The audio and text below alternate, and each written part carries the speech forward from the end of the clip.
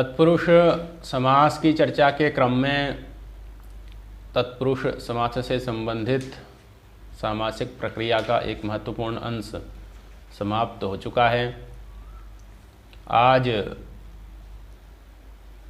उससे ही संबंधित कुछ विशेष चर्चा की जाएगी। तत्पुरुष समास जिन पदों में होता है उन पदों में समास होने के बाद जब समस्त पद निष्पन्न होता है तो उस समस्त पद का लिंग किस पद के अनुसार हो, क्योंकि समास होगा दो पदों में, पूर्व पद भी होगा उत्तर पद भी होगा। तो ऐसी स्थिति में जो समस्त पद है उसका कौन सा लिंग हो, पूर्व पद के अनुसार उसका लिंग हो समस्त पद का, या उत्तर पद के अनुसार समस्त पद का लिंग हो, इत्यादि व्यवस्था प्रदान करने के लिए, इत्यादि व्यवस्था बनाने के लिए आगे के कुछ सूत्र आ रहे हैं। परवल लिंगम द्वंद्व तत्पुरुषयोः इत्यादि। इन सूत्रों के द्वारा समस्त पद की लिंग विषयणी व्यवस्था बनाई जाएगी।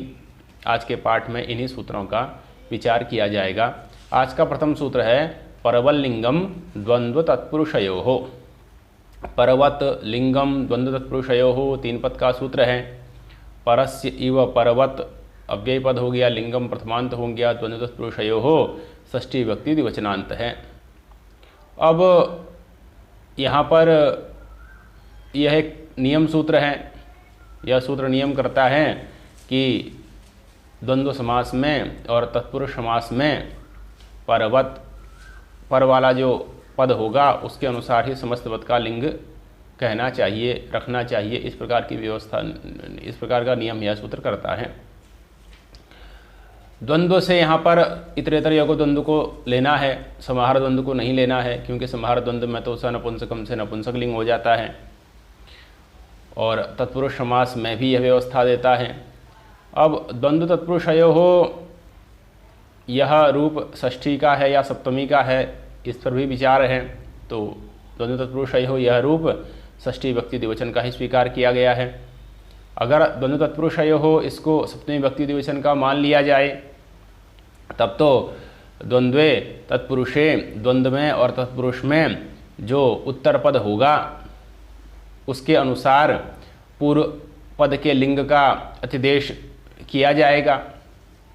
अगर द्वंद्व तत्पुरुषयोः में सप्तमी विभक्ति द्विवचन माना जाए तब अर्थ बनेगा कि द्वंद्व में और तत्पुरुष में जो पर वाला पद है उसी के अनुसार पूर्व वाले पद का भी लिंग हो, इस प्रकार से अर्थ बनेगा।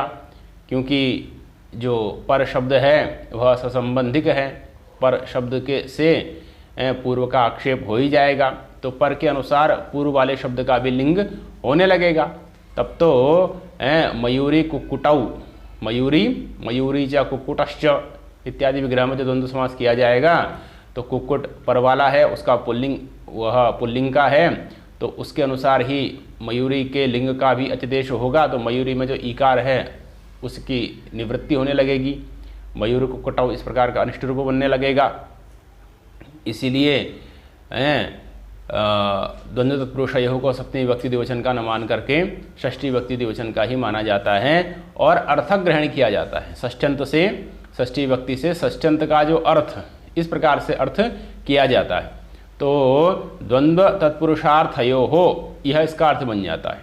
द्वंद्व तत्पुरुषयोः का अर्थ बन जाता है द्वंद्व तत्पुरुषार्थयोः। द्वंद्व के लिए और तत्पुरुष के लिए जो विग्रह बनाया जाएगा उसमें परपद के अनुसार लिंग होगा। इसीलिए जब विपरीत विग्रह बनाया जाएगा तो भी परपद के अनुसार लिंग होगा, जब उससे भिन्न विग्रह बनाया जाएगा अर्थात मयूरी च कुक्कुटश्च, इस प्रकार से द्वंद्व के लिए जब विग्रह बनाया जाएगा तो कुक्कुट के अनुसार समस्त पद का लिंग हो जाएगा, तो मयूरी कुक्कुटौ। और अगर विपरीत कर दें तो कुक्कुटश्च मयूरी च, इस प्रकार से परपद हो जाएगा मयूरी के अनुसार समस्त पद का लिंग हो जाएगा। तो इस प्रकार से अर्थक ग्रहण बलात् विपरीत स्थिति रखने पर भी परवल लिंगम की व्यवस्था बन जाती है। और इसके बारे में तत्वबोधिनीकार ने और भी विशद विवेचन किया। उन्होंने लिखा कि भाष्यकार ने तो इस सूत्र का प्रत्याख्यान कर दिया, परवल लिंगम तत्पुरुषयो सूत्र का, क्योंकि लोकाश्रयत्व लिंगम शिष्यम लोकाश्रयत्वा लिंग से व्यवस्था है, लिंग का अनुशासन व्याकरण शास्त्र नहीं कर सकता लोकाश्रय होने से। तो अगर महाभाष्यकार का यह वचन माना जाए कि लिंगम अशिष्यम लोकाश्रयत्वा लिंगस्य और परवल लिंगम तत्पुरुषयो का प्रत्याख्यान स्वीकार किया जाए, तो जिस प्रकार से द्वंद्व तत्पुरुषयो परवल लिंगम द्वंद्व तत्पुरुषयो सूत्र का प्रत्याख्यान होगा, उसी से फिर संपूर्ण लिंगानुशासन का भी प्रत्याख्यान माना जाएगा। तो इससे तो व्याकरण शास्त्र के वैयर्थ की वैयर्थ की आपत्ति होने लग जाएगी। इसलिए उन्होंने लिखा कि तत्प्रौढ़िवाद मात्रम, महाभाष्यकार ने इस प्रकार से जो परवल लिंगम द्वंद्व तत्पुरुषयो का प्रत्याख्यान किया है वह प्रौढ़िवाद मात्र है, महाभाष्यकार का अपना विचार है। इस प्रकार से तत्वबोधिनीकार ने इस सूत्र के बारे में लिखा है। और पर्वत में परस्य इव पर्वत, इस प्रकार से षष्ठ्यंत से वति प्रत्यय किया गया है। परस्य इव पर्वत, पर्वत अव्यय पद है, और उसी को वृत्ति में आचार्य भट्टोजी दीक्षित जी लिखते हैं एतयोः परपदस्यैव लिंगम। हाँ, परस्य इव का मतलब है परपदस्य इव लिंगम स्यात्। एतयोः अर्थात द्वंद्व तत्पुरुषयोः, द्वंद्व में और तत्पुरुष समास में परस्य परपदस्य इव लिंगम स्यात्, परपद के अनुसार ही लिंग होता है। कुक्कुट मयूर्याव इमे। हाँ, कुक्कुट मयूर्यौ इमे, कुक्कुटश्च मयूरी च, इसमें परपद हो गया मयूरी, इसलिए समस्त पद का लिंग स्त्रीलिंग हो गया। तो कुक्कुट मयूर्यौ इमे, इमा इमे द्विवचन है स्त्रीलिंग का द्योतन करने के लिए, कुक्कुट मयूर्यौ इमे, इस प्रकार से रूप बन जाता है। मयूरी कुक्कुटा विमौ। हाँ, मयूरी कुक्कुटौ इमो मयूरी च कुक्कुटश्च, अब कुक्कुट हो गया पुल्लिंग का, तो समस्त पद भी पुल्लिंग में चली जाएगा। मयूरी कुक्कुटौ इमौ, अयम इमौ, इस प्रकार से इमौ द्विवचन लगा दिया गया पुल्लिंग का निर्देश करने के लिए। अर्धपिप्पली, अर्धपिप्पली, पिप्पल्यः अर्धम, यहाँ पर अर्धम नपुंसकम सूत्र से समास हुआ। और यह जो सूत्र है ये पूर्व पदार्थ प्रधान होता है, और पूर्व पद में आपका अर्ध शब्द है वो नपुंसक लिंग का है, इसलिए समस्त पद में नपुंसक लिंग की प्राप्ति हो रही थी, उसको बात करके सूत्र लग जाता है परवल लिंगम द्वंद्व तत्पुरुषयो हो। तो पर्वत शब्द है यहाँ पर, बाद वाला शब्द है पिप्पली, उसके अनुसार ही समस्त पद का लिंग हो जाएगा, पर वाले के समान ही। तो अर्धविप्पली, यह स्त्रीलिंग में समस्त पद चले जाता है अर्धविप्पली। तो इस प्रकार से यहाँ पर षष्ठी व्यक्ति द्विवचनांत ही ग्रहण करना है और अर्थ ग्रहण करना है। अर्थ ग्रहण बलात् विपरीत अवस्था में भी पर्वत लिंग की व्यवस्था बन जाती है। तो अर्धविप्पली, इस प्रकार से 3 उदाहरण यहाँ पर इस सूत्र के दिए गए हैं। यह द्वंद्व समास के लिए और तत्पुरुष समास के लिए अत्यंत महत्वपूर्ण सूत्र है। आगे इसी में एक वार्तिक आ रहा है, द्विगु प्राप्ता पन्ना लम पूर्व गति समासेषु प्रतिषेधो वक्तव्य, कि यह जो परवल लिंगम द्वंद्व तत्पुरुषयोः के द्वारा परवल लिंग की व्यवस्था की गई है, इसका द्विगु समास में, प्राप्त के साथ समास में, आपन्न के साथ समास में, अलम के साथ समास में और गति समास में निषेध कहना चाहिए। गति समास यहाँ पर प्रादि का उपलक्षण है। गति समास से प्रादि समास को निरादि समास को भी लेना है। केवल गति समास को न लेकर के प्रादि समास को भी लिया जाता है और निरादि समास को भी लिया जाता है। तो कहने का तात्पर्य है कि इन स्थलों पर द्विगु में प्राप्त, आपन्न, अलम और गति, इन स्थलों में परवल लिंगम द्वंद्व तत्पुरुषयोः यह नियम नहीं लगता है, यह कहने का तात्पर्य है। उसी को लिख रहे हैं, द्विगु प्राप्तापन्ना लम पूर्व समासेषु प्रतिषेधो वाच्य। पंचसु कपालेषु संस्कृतः पंचकपालः पुरोडासः, पंचसु कपालेषु संस्कृतः इस लौकिक विग्रह में, पंचनसु कपालसु इस लौकिक विग्रह में तद्धितार्थोत्तरपद समाहारे च सूत्र के द्वारा तद्धितार्थ की विषयता में समास हो जाता है। समास वन, क्योंकि आगे चल करके संस्कृतम भक्ष्या सूत्र के द्वारा संस्कृत अर्थ में अण प्रत्यय करना है और उस अण प्रत्यय का द्विगु लघु प्रत्यय सूत्र से लुक हो जाता है। और जब समास होकर पंचकपाल बनता है तो कपाल शब्द चूंकि नपुंसक लिंग का है, इसलिए समस्त पद से नपुंसक लिंग की प्राप्ति थी परवल लिंगम द्वंद्व तत्पुरुषयोः नियम के अनुसार, लेकिन उसका निषेध कर दिया गया। द्विगु प्राप्तापन्नालम पूर्व समास से प्रतिषेधो वाच्य। यहाँ पर द्विगु समास है, संख्या पूर्व द्विगु सूत्र के द्वारा पंचकपाल की द्विगु संख्या हो जाएगी, इसलिए पंचकपाल में परवल लिंग न होकर के जो विशेष है पुरोडास, उसके अनुसार समस्त पद का लिंग हो जाता है। पंचकपालः पुरोडाशः, 5 कपालों में 5 सकोरों में तैयार किया गया जो हवनीय पदार्थ है उसको बोला जाता है पंचकपालः पुरोडासः। पंचकपालः, तो यहाँ पर जो कपाल के अनुसार समस्त पद का नपुंसक लिंग प्राप्त था उसका वाद हो गया, और पुरोडासः के अनुसार विशेष्य के अनुसार ही समस्त पद का लिंग हो गया। पंचकपालः पुरोडासः, इस प्रकार का समस्त पद निष्पन्न हो गया। यह द्विगु का समास हुआ। और फिर है प्राप्त और आपन्न के साथ समास दे रहे हैं, तो प्राप्त हैं प्राप्तो जीविकाम, इस लौकिक विग्रह में प्राप्त सु जीविका इस अलौकिक विग्रह में प्राप्तापन्ने च द्वितीय या, इस सूत्र के द्वारा जो समास हो जाता है, समास होने के बाद प्राप्त जीविका इस प्रकार का रूप बन जाता है। प्राप्त जीविका, यहाँ पर जीविका शब्द स्त्रीलिंग का है, इसलिए समस्त पद का लिंग भी स्त्रीलिंग का ही होना चाहिए था, प्राप्त जीविका होना चाहिए था प्रबल लिंगम तत्पुरुषयों के अनुसार, लेकिन इस वार्तिक ने निषेध कर दिया, इसलिए जो विशेष्य है पुरुष, उस पुरुष के अनुसार इस समस्त पद का लिंग हो जाता है, तो प्राप्त जीविकः पुरुषः, इस प्रकार का रूप निष्पन्न हो जाता है। इसी प्रकार से आपन्न जीविकः आपन्नः जीविकाम आपन्नसु जीविका इस अलौकिक विग्रह में प्राप्तापन्ने च द्वितीय से समास करके समस्त पद स्त्रीलिंग में जाना चाहिए था, क्योंकि जीविका स्त्रीलिंग का है, लेकिन इसने चूंकि इस वार्तिक ने निषेध कर दिया, इसलिए यह विशेष्य के अनुसार लिंग हो गया आपन्न जीविका पुरुषः, ऐसा व्यक्ति जिसको जीविका प्राप्त हो चुकी है या आपन्न जीविका को प्राप्त हो चुका है, इस प्रकार का अर्थ है। तो यहाँ पर विशेष जो पुरुष है उसके अनुसार समस्त पद का निष्पन्न लिंग हो गया प्राप्त जीविका आपन्न जीविका, यह दो रूप निष्पन्न हो जाते हैं। अलंकुमार्यै अलंकुमारी, यह प्रयोग है अलंकुमार्यै लौकिक विग्रह हो गया, अलम कुमारी ङे यह लौकिक विग्रह हो गया। अब यहाँ पर प्रश्न ये होता है कि अलंकुमारी ङे में समास आखिर कौन सूत्र करेगा? समास करने वाला तो कोई सूत्र है नहीं। अगर चतुर्थी तदर्थार्थ बलि हितसु को रक्षित से समास करना चाहें तो यहाँ पर तदर्थार्थ यह नहीं है, और अगर निरादयः पर्यादेह ग्लान्याद्यर्थ चतुर्थ्या इससे समास करना चाहें तो वह नित्य समास है, तब अलंकुमार्यै इस प्रकार का लौकिक विग्रह नहीं हो सकता। इसीलिए न तो वार्तिक से समास हो सकता है, न सूत्र से समास हो सकता है। समास का होगा किससे? तो उसी का समाधान दे रहे हैं। अतएव ज्ञापकात् समासः, कि इस वार्तिक में अलंग शब्द के साथ समास होने पर परबल लिंग का निषेध किया गया है। तो निषेध तो तब होगा जब समास वहाँ पर हो, जब सब समास ही नहीं होगा, समस्त पद ही नहीं बनेगा, तो परबल लिंग की प्राप्ति ही नहीं होगी। जब प्राप्ति ही नहीं होगी तो निषेध कैसे कर दिया गया? तो इस वार्तिक के द्वारा चूंकि निषेध किया जा रहा है, इसीलिए इसी से ज्ञापित होता है कि इसमें समास होता है। तो इसी वार्तिक के ज्ञापन से यहाँ पर समास हो जाता है। तो अलंकुमारी ङे, ऐसी स्थिति में समास होकर के अलंकुमारी शब्द बना। अब एक व्यक्ति चापूर्व निपाते सूत्र के द्वारा कुमारी की उपसर्जन संज्ञा गोश्री और उपसर्जन से उसका ह्रस्व हो जाता, अलंकुमारी ह्रस्व हो गया, और एक देश विकृत न्याय ने फिर प्रादित्य संज्ञा।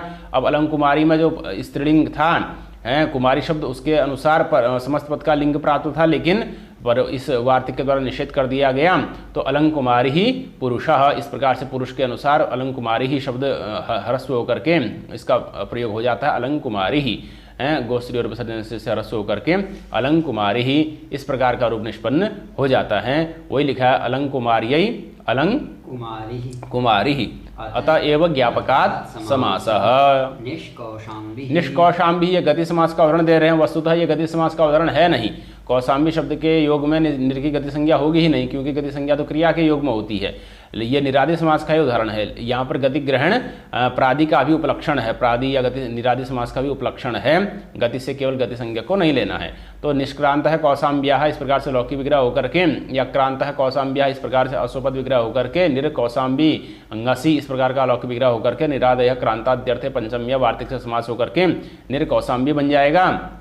कौशाम्बी शब्द चूंकि स्त्रीलिंग का, इसलिए समस्त पद का लिंग स्त्रीलिंग में होना चाहिए था, लेकिन इस वार्तिक ने निषेध कर दिया, और इधर रेफ के स्थान पर सत्व इत्यादि रेफ विसर्ग और सत्व होकर के निष्कौशाम्बी इस प्रकार का पुरुष इत्यादि के विशेष के अनुसार निष्कौशाम्बी इस प्रकार का रूप निष्पन्न हो जाता है। निष्कौशाम्बी पुरुषः। तो यहाँ पर परवल लिंग का भी निषेध हो गया, इसलिए निष्कौशाम्बी इस प्रकार का रूप निष्पन्न हो जाता है। वही उसको एक व्यक्ति चापूर्व निपात से उपसर्जन संज्ञा और गोस्त्री उपसर्जन से ह्रस्व कर देना है कौशाम्बी के इकार को, निष्कौशाम्बी पुरुषः इस प्रकार का रूप निष्पन्न हो जाता है। तो इस प्रकार से इस वार्तिक में जो उदाहरण जो जिनका ग्रहण किया गया था उनका उदाहरण निष्पन्न होता है। निर्गतः कौशाम्ब्याः इति निष्कौशाम्बी। आगे लिख रहे हैं अग्रिम सूत्र है। इस प्रकार से सूत्र का विवेचन पूरा हुआ। अग्रिम सूत्र है पूर्ववदस्व वडवौ, पूर्ववत अश्व वडवौ। अश्व और वडवा ये दो शब्द हैं। अश्व और वडवा, वडवा भी एक प्रकार का यही अश्व जाति का ही होता है ना, कोई जाति अश्व की ही एक नस्ल है वडवा।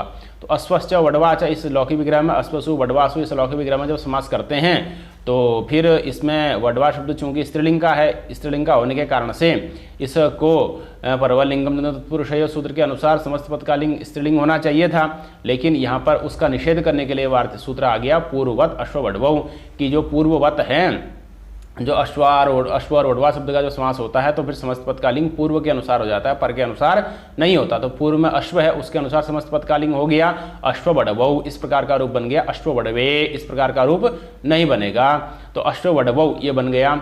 अब इसमें कह रहे हैं कि आगे उसमें वृत्ति में लिखा है द्विवचनम अतंत्रम, कि अश्ववडवौ में जो द्विवचन है वो अतंत्र है अर्थात अविवक्षित है। अब इसमें क्या प्रमाण है कि इसमें द्विवचन अतंत्र है अविवक्षित है, तो उसमें जो सूत्र का पूर्वांश है पूर्ववत या पूर्ववत ही प्रमाण है कि यहाँ पर जो विभक्ति और जो वचन है वह दोनों अविवक्षित हैं। क्यों?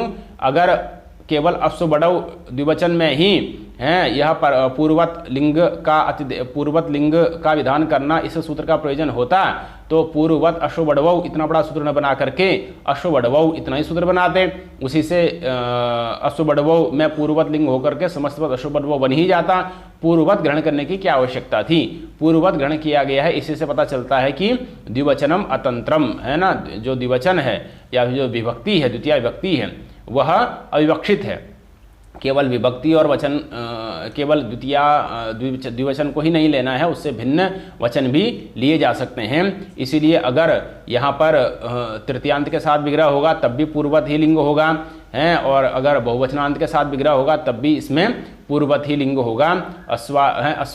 अस्वाभि वडवाभि इत्यादि विग्रह में अश्वई ही वडवाभि इत्यादि विग्रह में अश्ववडवई ही इसी प्रकार का रूप बनेगा।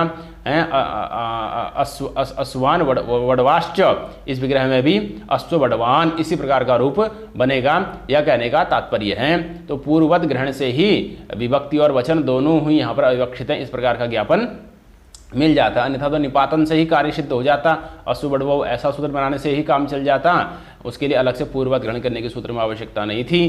तो अश्ववडवान अश्ववडवई ही अश्ववडवौ इत्यादि सभी रूपों की निष्पत्ति हो जाती है। उसी को लिखा है द्विवचनम अतंत्रम अश्ववडवान यह वचन अतंत्र हो गया तो बहुवचन में भी हो गया, और अश्ववडवई ही ये तृतीय व्यक्ति बहुवचन में भी हो गया। यह पूर्ववत के ग्रहण से ज्ञापित जो अतंत्रम विभक्ति वचनम अतंत्रम यह जो बात हुई उसके कारण अश्ववडवान अश्ववडवई ही इन दो रूपों की भी सिद्धि हो गई। तो पूर्ववत अश्ववडवौ इस सूत्र का विवेचन हुआ। अग्रिम सूत्र है रात्रान हा पुंसी, यह सूत्र है रात्रान हा पुंसी। अब रात्रान हा पुंसी इसमें द्वंद्व तत्पुरुषयोः की अनुवृत्ति आती है। द्वंद्व तत्पुरुषयोः परवलिंगम द्वंद्व तत्पुरुषयोः सूत्र से द्वंद्व तत्पुरुषयोः की अनुवृत्ति आ जाती है और वह प्रथमा विभक्ति द्विवचन में चले जाते हैं। पर द्वंद्व तत्पुरुषयोः द्वंद्व तत्पुरुषौ इस रूप में परिवर्तित हो जाते हैं। प्रथमा नहीं रात्रान हा प्रथमा व्यक्ति बहुवचन में चले जाएंगे। द्वंद्व तत्पुरुषयोः कहाँ को हमने प्रथमा व्यक्ति बहुवचन में ले जाना है, तो द्वंद्व तत्पुरुषाः ऐसा बना देना है। और उस फिर वह द्वंद्व तत्पुरुषाः बहुवचन हो गए और फिर रात्रादि इसके विशेषण बन जाएंगे और द्वंद्व तत्पुरुषाः यह विशेष्य बन जाएंगे। तो तदंत विधि हो जाएगी। रात्रादि शब्दों में रात्रान हा इत्यादि इन तीन शब्दों में तदंत विधि हो जाएगी। तो इस प्रकार से अर्थ बन जाएगा रात्रांत जो द्वंद्व समास या तत्पुरुष समास, अहनांत जो द्वंद्व समास या तत्पुरुष समास है ना, और अहनंत जो द्वंद्व और तत्पुरुष समास वह पुल्लिंग में ही होते हैं। अर्थात ऐसा द्वंद्व समास जिसके अंत में रात्रि शब्द हो, रात्रि शब्द हो, रात्रि शब्द हो, और ऐसा द्वंद्व समास जिसके अंत में अहन शब्द हो, या फिर ऐसा द्वंद्व समास जिसके अंत में अहन शब्द हो, या फिर ऐसा तत्पुरुष समास जिसके अंत में रात्र शब्द हो, या फिर ऐसा तत्पुरुष समास जिसके अंत में अहन शब्द हो, या फिर ऐसा तत्पुरुष समास जिसके अंत में अहन शब्द हो, यह पुल्लिंग में ही प्रयुक्त होते हैं। यह कहने का इसका तात्पर्य इस सूत्र का अर्थ है। उसी को लिखा है वृत्ति में एतदन्ताः एतदन्तौ द्वन्द्व तत्पुरुषौ एतदन्तौ द्वन्द्व तत्पुरुषौ एतदन्तौ यह है अंत में जिसके रात्र अहन अहन ये शब्द हैं अंत में जिसके ऐसा जो द्वंद्व समास या फिर ऐसा जो तत्पुरुष समास पुंस्येव स्युः हैं वो पुल्लिंग में ही होते हैं। तो इस प्रकार से यह रात्रा परवल लिंगम द्वंद्व तत्पुरुषयों का अपवाद हो गया है। पुंस्येव स्युः। चलिए अनंतरत्वात् परवल्लिंगतापवादोप्ययम् अनंतरत्वात् परवल्लिंगतापवादोप्ययम् हैं परत्वात् समाहार नपुंसकताम बाधते। कह रहे हैं कि रात्रान हा पुंसी यह जो सूत्र है यह परवल्लिंगम द्वंद्व तत्पुरुषयों का अपवाद है। और जिस प्रकार से यह रात्रान हा पुंसी सूत्र परवल्लिंगम द्वंद्व तत्पुरुषयों सूत्र का अपवाद है, उसी प्रकार से यह समाहार अर्थ में होने वाला जो द्वंद्व समास उसका भी अपवाद बन जाता है परत्वात् पर होने के कारण से, है ना।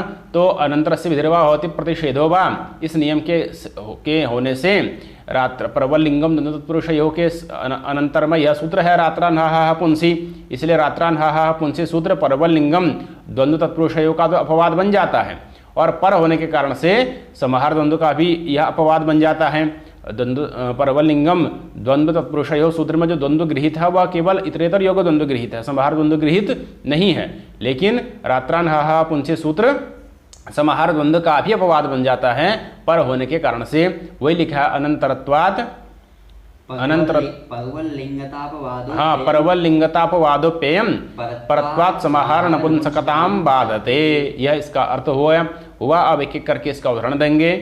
अहोरात्रः अहश्च रात्रिश्च इस लौकिक विग्रह में समास होने के बाद अहो अहन के नकार कुरुत्व होने के बाद अहोरात्रि बन जाता है। अह सर्वैकदेश संख्यात पुण्याच रात्रि सूत्र से इसको समासान अच प्रत्यय होकर के अहोरात्र शब्द बन जाता है। रात्रि शब्द चूंकि स्त्रीलिंग का था इसलिए समस्त पद को स्त्रीलिंग में जाना चाहिए था, लेकिन उसको बाद लिया परवलिंग इसको उसको बाद लिया रात्रान हा पुंसी सूत्र के द्वारा बाध लिया गया। तो अब ये शब्द पुल्लिंग में ही प्रयुक्त होता है अहोरात्र। यद्यपि यहाँ पर समाहार अर्थ में समास हुआ है अहश्च रात्रिश्च अनयो समाहारः, इस प्रकार से समाहार अर्थ में समास हुआ है इसलिए नपुंसकलिंग होना चाहिए था, लेकिन परत्वात् समाहार नपुंसकताम बाधते पर होने के कारण से इसने समाहार अर्थ में होने वाला जो समास समाहार अर्थ में होने वाला जो नपुंसकलिंग उसका ये बाध कर लिया, इसलिए अहोरात्र इसी प्रकार का एक ही रूप रह गया। अहोरात्रम इस प्रकार का रूप नहीं बनता है।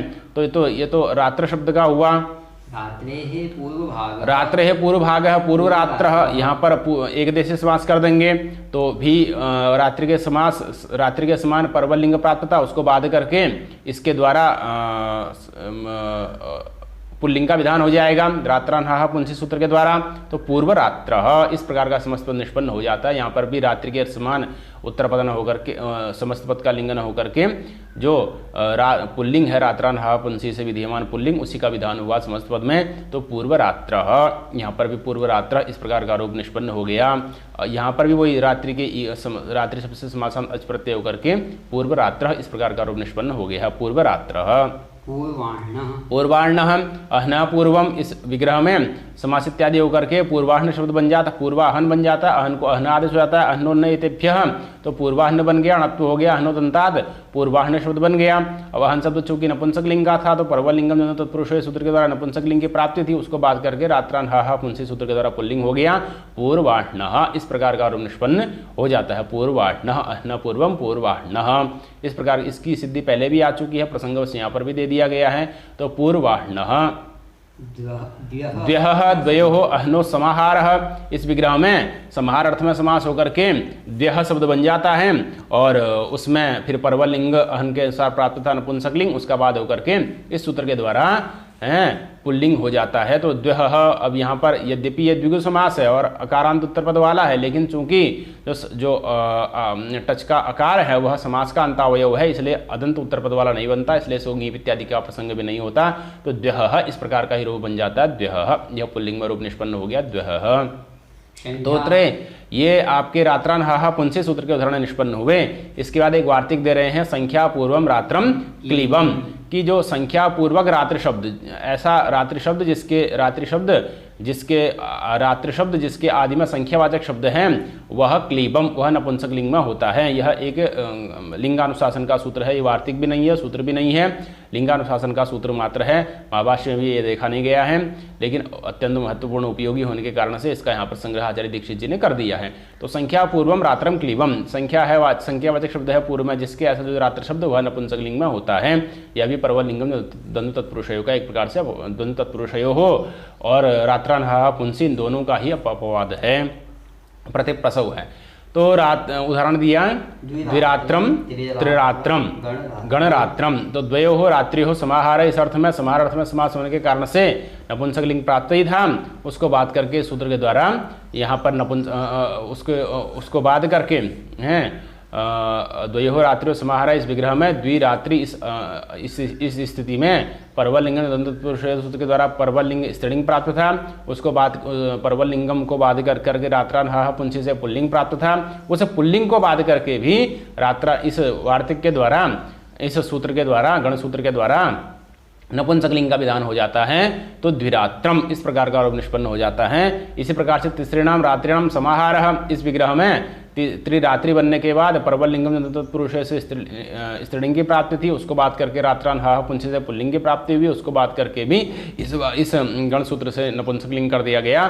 तो त्रिरात्रम इस प्रकार का आरोप निष्पन्न हो गया। द्विरात्रम त्रिरात्रम। इसी प्रकार से गणरात्रम, गण शब्द का मतलब होता है बहुत, तो गणानाम बहुनाम रात्रिणाम समाहार इस अलौकिक विग्रह में गण रात्रि गण आम रात्रि आम इस अलौकिक विग्रह में वो तजितार्थ उत्तर समाहार सूत्र के द्वारा समास हो जाएगा। और फिर परवल लिंग में द्वंद्व तत्पुरुष से स्त्रीलिंग की प्राप्ति होगी। उसको बात करके रात्रान्हा पुंसी से पुल्लिंग प्राप्त होगा। उसको बात करके संख्या पूर्वम रात्रम क्लीबम इस गण सूत्र के द्वारा यहाँ पर नपुंसक लिंग का विधान होगा। प्रश्न होगा कि यहाँ पर संख्यावाचक शब्द पूर्व में है कहाँ, यहाँ तो गण शब्द पूर्व में है। तो कह रहे हैं कि गण शब्द की भी संख्या संज्ञा होती है। बहुगण वतुडति संख्या इस सूत्र के द्वारा संख्या शब्द संख्या संज्ञक है गण शब्द। इसीलिए यहाँ पर गण शब्द को संख्यावाचक होने के कारण से उससे भी नपुंसक लिंग का विधान हो जाता है। तो गणरात्रम इस प्रकार का आरोप निष्पन्न हो जाता है। एक परिभाषा है कृत्रिमा कृत्रिमयो कृत्रिमे कार्य संप्रत्यय कि कृत्रिम और अकृत्रिम इन दोनों में से कृत्रिम में ही कार्य होना चाहिए। तो जब यहाँ पर संख्या पूर्वम रात्रम क्लीबम में संख्या इस प्रकार का अर्थ ग्रहण किया गया है, तो फिर आपका यहाँ पर जो कृत्रिम है संख्या से बहुगुण मतुडति संख्या से होने वाली जो संख्या संज्ञा उसी का ग्रहण होना चाहिए, द्वित्री इत्यादि का ग्रहण नहीं होना चाहिए। तो यहाँ पर फिर द्वित्री का ग्रहण कैसे हो रहा है, तो उसका समाधान यही है कि यहाँ पर आपका यह कृत्रिमे कार्य संप्रत्यय परिभाषा नहीं लगती है। द्विष्टन संख्या और बहुव्रीह्य शीत्यो इत्यादि सूत्र में अशीत्यो इत्यादि निषेध किया गया। उस निषेध के से कृत्रिमे कार्य संप्रत्यय इस परिभाषा का यहाँ संचार नहीं होता है। वहाँ पर अशीति इस प्रकार का निर्देश किया गया है। अगर कृत्रिम का ही ग्रहण होता तो अशीति तो अकृत्रिम है, उसका वहाँ पर उसके परम होने पर प्राप्त ही नहीं तो होता आत्व, लेकिन वहाँ पर चूंकि अशीति के परम होने पर आत्व का निषेध किया गया है। इससे पता चलता है कि कृत्रिम और अकृत्रिम कृत्रिमे कार्य संप्रत्यय है इस परिभाषा का यहाँ बात हो जाता है। इसलिए यहाँ पर कृत्रिम संख्या भी ली जाएगी और अकृत्रिम संख्या भी ली जाएगी। इसलिए द्वित्री इत्यादि जो अकृत्रिम हैं वो भी ली जाती हैं, और गण इत्यादि जो संख्या संज्ञक हैं बहुगुण मतुडति संख्या सूत्र के द्वारा कृत्रिम वो भी ली जाती हैं। इसलिए द्विरात्रम त्रिरात्रम गणरात्रम इस प्रकार का उदाहरण इस प्रकार के तीन उदाहरण इस वार्तिक इस गण सूत्र के दिए गए। संख्या पूर्वम रात्रम क्लीबम द्विरात्रम त्रिरात्रम गणरात्रम। आगे लिखते हैं अग्रिम सूत्र अपथम नपुंसकम। यह सूत्र है अपथम नपुंसकम। अपथम शब्द नपुंसक लिंग में ही प्रयुक्त होता है, यह कहने का तात्पर्य है। तो न पंथा इस प्रकार से लौकिक विग्रह बन जाएगा, और न पंथा लौकिक विग्रह में नए सूत्र के द्वारा समास करेंगे, न लोपो नया सूत्र से नकार का लोप हो जाएगा। तो अपथिन सु इस प्रकार का लौकिक विग्रह बनता है। अपथिन सु। अब यहाँ पर एक सूत्र आता है पथो विभाषा, उससे समासांत अच प्रत्यय किया जाता है। समासांत अच प्रत्यय के परम होने पर अपथिन अ के परम होने पर पथिन की भव संज्ञा इन टीका लोप अपथ ऐसा बन जाता है, आकार मिल जाता है तो अपथ शब्द बन जाता है। और अपथ शब्द नपुंसक लिंग में ही प्रयुक्त होता है, ऐसा इस सूत्र का कहना है, क्योंकि सूत्र में ही अपथम इस प्रकार का निर्देश किया गया है। तो अपथम नपुंसकम, नपुंसक लिंग में अपथ शब्द का प्रयोग होने के कारण से अपथम यह रूप बनता है। कृत समासांत निर्देश इस सूत्र में किया गया है। तो जब पथिन शब्द में समासांत प्रत्यय होने के बाद वह पथ के रूप में आ जाएगा और नए समास होकर अपथ के रूप में आ जाएगा, तो फिर उसमें वह नपुंसक लिंग में ही प्रयुक्त होगा, उसमें अन्य कोई लिंग नहीं होगा। यह इस सूत्र के द्वारा व्यवस्था दी जाती है। अपथम नपुंसकम, उसी को लिखा है वृत्ति में तत्पुरुष इत्येव, और यह व्यवस्था तत्पुरुष समास में ही होती है।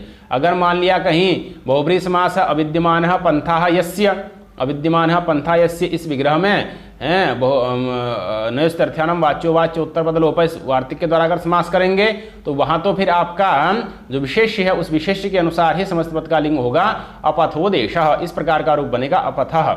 वहां पर फिर नपुंसक लिंग वाली व्यवस्था नहीं बनेगी, वहां तो फिर जो विशेष्य होगा उसके अनुसार लिंग होगा। लेकिन जहां पर नपुंसक, जहां पर तत्पुरुष समास होगा, नपंथः इत्यादि विग्रह में नए समास किया जाता है, नए समास तो तत्पुरुष समास है, इसलिए यहाँ पर जब समासांत प्रत्यय हो जाएगा, अपथ के रूप में यह शब्द आ जाएगा तो इसका प्रयोग नपुंसक लिंग में ही होगा, अपथम इस प्रकार का इसका प्रयोग बनेगा। और जब समासांत प्रत्यय नहीं होगा उस पक्ष में तो या फिर भिन्न लिंग का भी बन सकता है, परवल लिंगम दोनों तत्पुरुष से ये पुल्लिंग में चले जाएगा। नो तो न पंथा इति अपंथाः, इस प्रकार से जब समासन प्रत्यय नहीं करेंगे, पथो विभाषा सूत्र के द्वारा समासन प्रत्यय विकल्प से होता है, जब नहीं करेंगे तो फिर ये पुल्लिंग में आ जाएगा, न पंथाः इति अपंथाः, इस प्रकार का रूप पुल्लिंग वाला बन जाएगा। जिस पक्ष में समासन प्रत्यय होगा उस पक्ष में अपथम ऐसा ही बनेगा। उसी को लिखा है तत्पुरुष इत्येव अन्यत्र तु अपथोदेश, अन्यत्र तो अपथोदेश, अन्यत्र अर्थात बहुव्रीहि समास है। बहुव्रीहि समास में अविद्यमान पंथा यस्य इत्यादि विग्रह में बहुव्रीहि समास करेंगे, नस्तर्थ्यान वाच्यो वाच्योत्तर बदलोप इत्यादि वार्तिक, इस वार्तिक से तो बहुव्रीहि समास में अन्य पदार्थ के अनुसार ही विशेष के अनुसार इसका लिंग होगा। तो अपथोदेश, देश पुल्लिंग है इसलिए यह पुल्लिंग में ही चले गया है अपथोदेश। वही लिखा अन्यत्र तो अपथोदेश कृत समासांत निर्देशान्य, सूत्र में कृत समासांत निर्देश है, समासांत प्रत्यय लगा करके निर्देश किया गया है, इसलिए कह रहे हैं कि न यह यहाँ नहीं हुआ। कहाँ नहीं हुआ? अपंथाः, यहाँ पर नहीं हुआ। क्यों? क्योंकि पथो विभाषा सूत्र के द्वारा वैकल्पिक समासन प्रत्यय किया जाता है। जिस पक्ष में समासन प्रत्यय नहीं होगा उस पक्ष में आपका नपुंसक लिंग भी नहीं होगा, फिर पुल्लिंग में प्रयोग हो जाएगा, नपंथाः इति अपंथाः। वही लिखा कृत समासांत निर्देशान्यः अपंथाः, इस प्रकार का रूप प्रथम व्यक्ति एकवचन में बनता है। पंथाः पंथानो पंथानः इत्यादि रूप हलंत पुल्लिंग प्रकरण में इसके बताए गए हैं। पथिन शब्द के विवेचन के अवसर पर मूल शब्द पथिन है, उसका सुम पंथाः इस प्रकार का रूप बनता है। नपंथाः इति अपंथाः, यहाँ पर समासांत प्रत्यय नहीं हुआ है इसलिए यह समस्त पद भी नपुंसक लिंग में नहीं हुआ, पुल्लिंग ही हो गया परवल लिंगम दधु तत्पुरुषयो व्यवस्था से। तो अपंथाः इस प्रकार का रूप निष्पन्न हो जाता है। तो इस प्रकार से अपथम नपुंसकम इस सूत्र का विवेचन पूरा होता है। अग्रिम सूत्र है अर्धर्चाः पुंसी च, अर्धर्चाः पुंसी च, इस सूत्र के इस सूत्र में अर्धर्चाः प्रथम व्यक्ति बहुवचन का है, पुंसी सप्तमी व्यक्ति एकवचन का, च अव्यय पद है। अर्धर्चाः बहुवचन है, बहुवचन होने के कारण से अर्धर्चादि गण का सूचक यह सूत्र है। सूत्र में कोई विशेष बात नहीं है, बस इतनी सी बात है कि अर्धर्चादि गण पठित जो शब्द होते हैं वह पुल्लिंग में भी होते हैं और चौसे नपुंसक लिंग में भी होते हैं। तो अर्धर्चादि गण में अनेक शब्दों का पाठ किया गया है। अर्धर्चादि गण में पठित जितने भी शब्द हैं वह पुल्लिंग में भी होते हैं और नपुंसक लिंग में भी होते हैं, यह इस सूत्र का अर्थ है। तो उसी को लिखा है अर्धर्चाः पुंसी च अर्धर्चादयः शब्दाः, हाँ, अर्धर्चादयः शब्दाः पुंसी क्लीबे च स्युः। अर्धर्चादि गण पठित जो शब्द हैं वह पुल्लिंग में भी होते हैं और नपुंसक लिंग में भी होते हैं। तो अर्धर, इसलिए उदाहरण क्या दिया? ऋचः अर्धम, अर्धर्चः अर्धर्चम, ऋचः अर्धम, इस प्रकार से लौकिक विग्रह बन जाएगा। अर्धम नपुंसक में समास होकर के अर्धर्च जब शब्द बन जाता है तो ऋच शब्द स्त्रीलिंग का है, इसलिए समस्त पद को स्त्रीलिंग में जाना चाहिए था। लेकिन इस सूत्र के द्वारा पुल्लिंग और स्त्रीलिंग, पुल्लिंग और नपुंसक स्त्रीलिंग का बात कर दिया गया और पुल्लिंग और नपुंसक लिंग का विधान कर दिया गया। इसलिए अर्धर्चः ऐसा भी रूप हो सकता है और अर्धर्चम इस प्रकार का रूप भी हो सकता है और अर्धर्चः अर्धर्चम इस प्रकार का रूप बन जाता है। इसी प्रकार से तीर्थः तीर्थम, ध्वजः ध्वजम, इस प्रकार से भिन्न भिन्न प्रकार के रूप बन जाते हैं। अब इसमें तत्वबोधनिकार ने एक विशेष बात लिखी है कि इनमें से कुछ शब्द ऐसे हैं जिनका अर्थ भेद के अनुसार व्यवस्था देखी जाती है। अर्थ भेद होने के कारण से ये शब्द पुल्लिंग में होगा, उस अर्थ में ये भिन्न लिंग में होगा, या उस अर्थ में ये भिन्न लिंग में होगा। इस प्रकार से अर्थ भेद के अनुसार इस शब्द में अर्धर्चादिगण पठित शब्दों में व्यवस्था देखी जाती है। जैसे मधु शब्द है, उसका ही अर्धर्चादिगण में पाठ होने के कारण से जब मधु शब्द मध्य या मकरंद का वाची होता है तो फिर वो आपका स्त्रीलिंग और पुल्लिंग दोनों में, वो उसका दोनों लिंगों में, पुल्लिंग और नपुंसक लिंग दोनों में उसका प्रयोग होता है।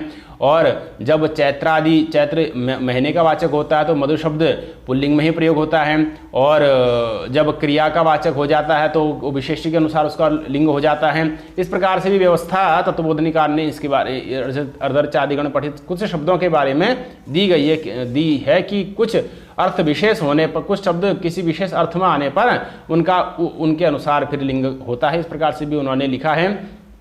मूल रूप से इनका क्या है कि दो लिंगों में प्रयोग देखा जाता है, पुल्लिंग में और नपुंसक लिंग में। तो वही इसी में तीर्थम ध्वजः ध्वजम ध्वजम एवं तीर्थ शरीर मंड पीयूष देहां, हाँ, एवं तीर्थ शरीर मंड पीयूष देहांकुश कलश इत्यादि। हाँ, देहांकुश कलश इत्यादि ये सारे शब्द हैं जो कि दोनों लिंगों में इनका प्रयोग किया जाता है। इसमें धर्म शब्द भी आता है, धर्म धर्मम ये बन जाता है, प्रसिद्ध पुल्लिंग में ही है धर्म है।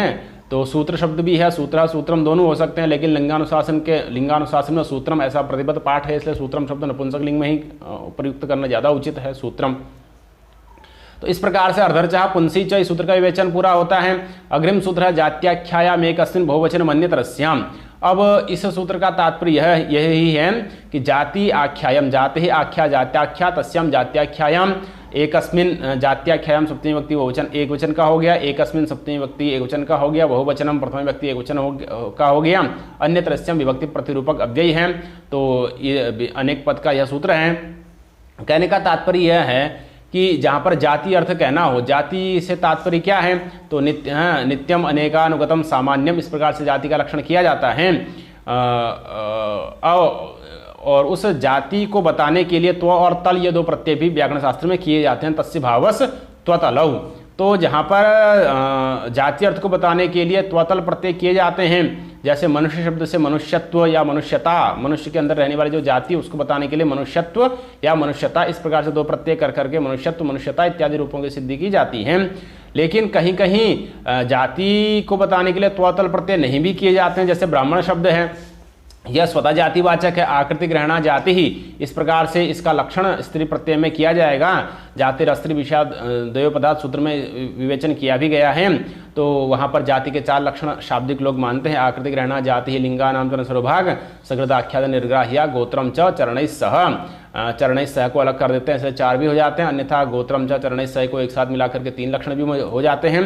कहने का तात्पर्य यह है कि ऐसे शब्द, जो शब्द जिनमें त्वतल तो नहीं लगता लेकिन वह जातिवाचक होते हैं, आकृतिक रहना जाति इत्यादि व्यवस्था से, लिंगानाम चन सर्वभाग इत्यादि व्यवस्था से, तो ऐसे शब्द जब जातिवाचक होंगे तो जाति तो एक ही है, जाति के एक होने के कारण से एक वचन तो स्वतः सिद्ध था, तो उसी स्वतः सिद्ध एक वचन में विकल्प से बहुवचन का विधान यह सूत्र कर देता है। जात्याख्याम एकस्मिन् बहुवचनम अन्यतरस्याम, जात्याख्याम जाति अर्थ अगर कहना हो तो हैं जात्याख्यायाम, आख्यायाम अर्थात विवक्षायाम हैं, कथन विवक्षायाम, जाति अर्थ के कथन की विवक्षा हो, जाति अर्थ अगर कहना हो तो एक अस्मिन, एक में भी बहुवचनम अन्यतरस्याम, विकल्प से बहुवचन हो जाता है।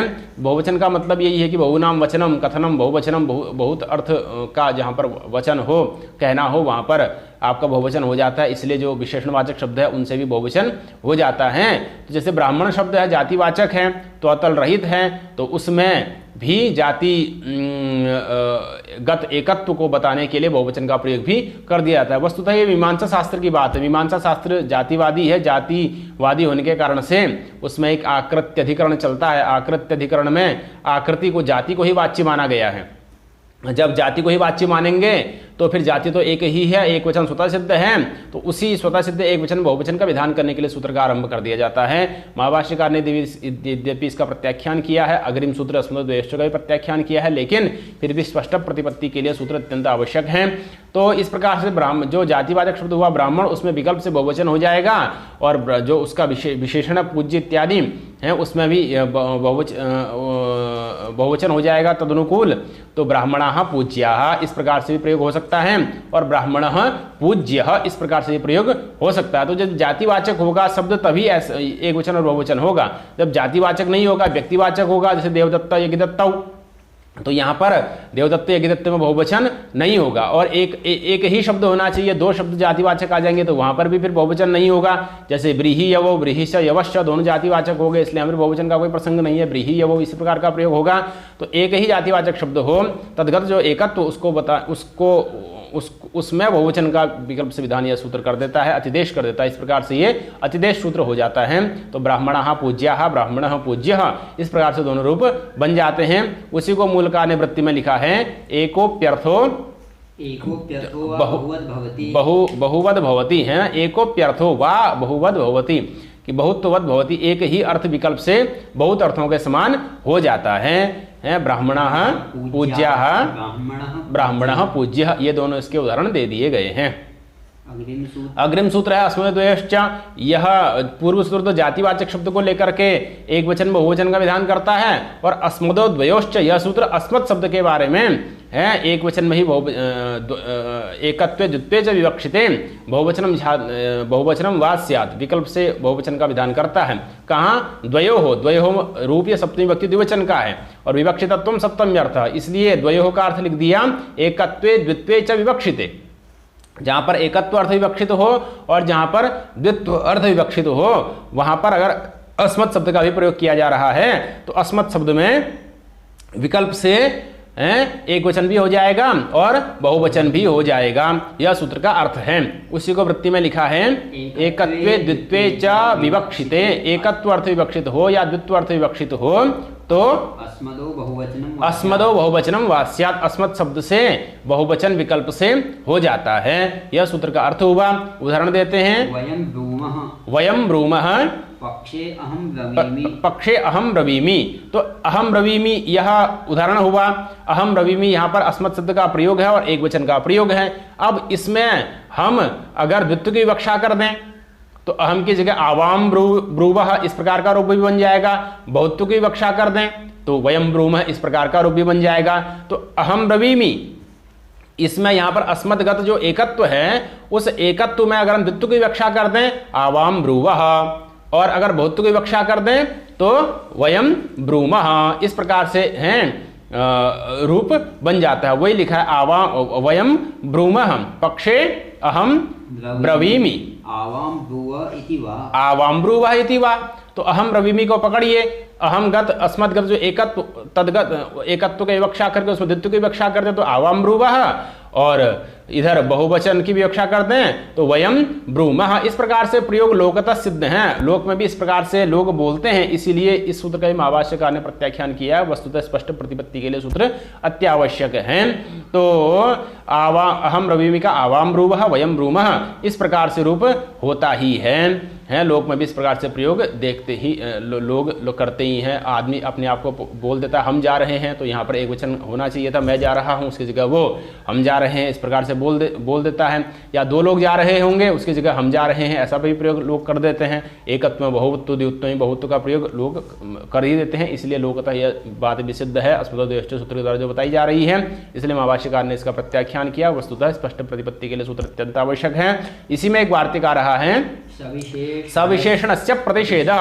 अगर अस्मत् शब्द में कोई विशेषण लग जाए, अस्मत् शब्द का कोई विशेषण आ जाए तो वहां पर प्रतिषेधः, वहां पर फिर यह जो द्वित्व और बहुत्व की प्राप्ति हो रही है इसका प्रतिषेध करना चाहिए। जैसे पटुः अहम ब्रवीमि, यहाँ पर अहम का विशेषण हो गया पटुः, पटुः यह अहम का विशेषण है, इसलिए फिर पटुः विशेषण चूंकि लग गया इसलिए फिर अहम में अब यहाँ पर द्विवचन या बहुवचन नहीं होगा। तो पटुरहम ब्रवीमि इस प्रकार से एक वचन ही होगा। हैं पटु आवाम ब्रूवः या पटवः वयम ब्रूमः इस प्रकार का प्रयोग नहीं होगा। पटुरहम ब्रवीमि इस प्रकार का ही प्रयोग होता है। फिर एक प्रयोग आपका आ जाता है त्वम राजा वयमप्यपासित गुरु प्रज्ञाभिमाना है प्रज्ञाभिमानिनः, इस प्रकार से एक प्रयोग मिलता है। त्वम राजा वयमप्यपासित गुरु प्रज्ञाभिमानोन्नताः इस प्रकार से प्रयोग मिलता है। त्वम राजा वयमप्युपासित गुरु प्रज्ञाभिमानोन्नताः। इस अब यहाँ पर प्रज्ञाभिमानोन्नताः ये विशेषण है वयम का, तो त्वम राजा, तुम राजा हो, और वयम, हम कौन हैं, तो गुरु प्रज्ञा विमानोन्नताः, हम जो हैं गुरु की प्रज्ञा के विमान से उन्नत हैं। तो गुरु प्रज्ञा विमानोन्नताः वयम, इस प्रकार से अस्मत् शब्द से पहले गुरु प्रज्ञा विमानोन्नताः इस प्रकार का विशेषण लगा है। तो यहाँ पर वयम में बहुवचन कैसे हो गया, अहम होना चाहिए था, क्योंकि सविशेषण से प्रतिषेध, इस वार्तिक के द्वारा निषेध होना चाहिए था। तो प्रज्ञा विमानोन्नताः वयम इस प्रकार से प्रयोग कैसे हो गया, तो उसका समाधान दिया गया कि यहाँ पर अवयवगत जो बहुत्व है उसके कारण से बहुवचन हो गया है। अवयवगत बहुत्व को लेकर के वयमगत, जो वयम के अंदर जो है एकत्व द्वित्व इत्यादि छिपा हुआ है, उसको लेकर के बहुवचन का प्रयोग कर दिया गया है। तो अवयवगत बहुत्व को लेकर के बहुवचन का प्रयोग त्वम राजा वयमप्युपासित गुरु प्रज्ञा विमानोन्नताः इत्यादि स्थल में हो जाता है। तो इस प्रकार से व्यवस्था दी गई, और इस प्रकार से अभी तक लिंग विषयक विभिन्न प्रकार के सूत्रों के द्वारा विभिन्न प्रकार से व्यवस्था दी गई, उससे संबंधित अन्य भी व्यवस्था दी गई, और इसी क्रम में कुछ अन्य सूत्र भी अभी अवशिष्ट हैं जिनका विवेचन अग्रिम पाठ में किया जाएगा।